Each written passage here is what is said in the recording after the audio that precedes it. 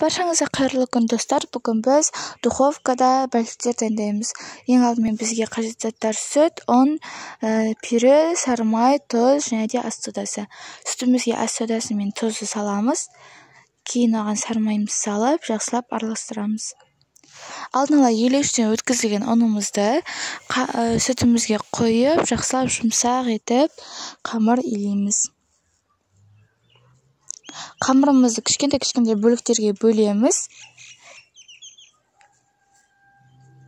Әрбір бөлікті алып, жақсылап шұқалап, жайып шығамыз.